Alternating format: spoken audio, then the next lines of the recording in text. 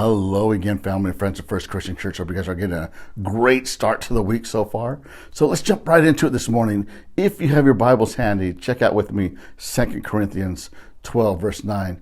You'll see that it says, "My grace is sufficient for you. My power is made perfect in weakness. Therefore, I will boast all the more gladly of my weaknesses so that the power of Christ may rest upon me." I always love that, having that Christ rest upon you. So you think a pastor about to preach for the first time at a new church to people who are eagerly awaiting his message would feel confident and courageous as he walks up to the pulpit, right?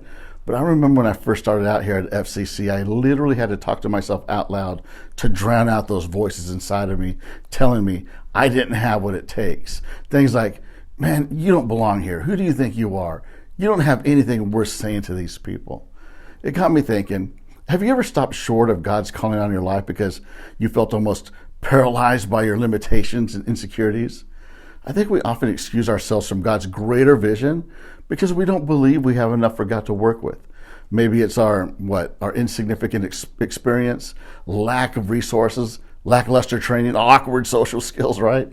Maybe it's a bust-up marriage or a job that we're sure is meaningless. Unfortunately, one of the enemy's most effective strategies is to fill our mind with thoughts about what we don't have and all the ways we fall short. But when we focus on what we lack, it can keep us from realizing what we have is more than enough for God. You see, God has a history of using what little someone has in order to do greater things that only He can do. So now when I hear the voice reminding me of my shortcomings and limitations, I've decided to say, "You're right. But my greatest limitation is God's greatest opportunity." And we see it all throughout the Bible. God has shown this to be true time and time again. Think about this. When calling to Moses to lead the Israelites out of slavery from the Egyptians, God simply asked him what? Do you remember what He asked him? "What's in your hand?" It was just a staff, just a common staff, a common tool used by a common worker for a common purpose. But what did God do? God used it for something greater, transforming it into an extraordinary tool for an extraordinary purpose of turning the Nile into blood and parting the Red Sea. How about when feeding the 5,000? What did Jesus do?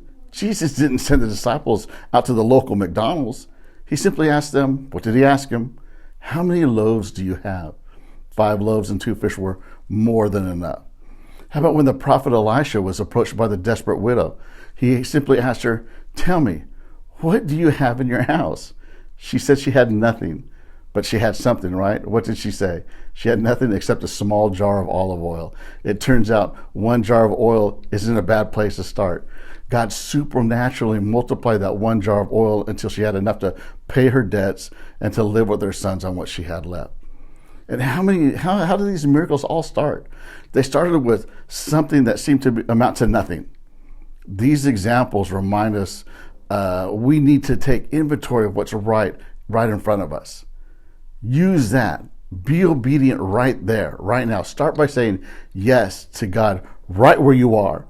Instead of focusing on your limitations and insecurities and saying, I can't do what I can do. Start praying, "God, use what I have. Take what little I have and make it overflow."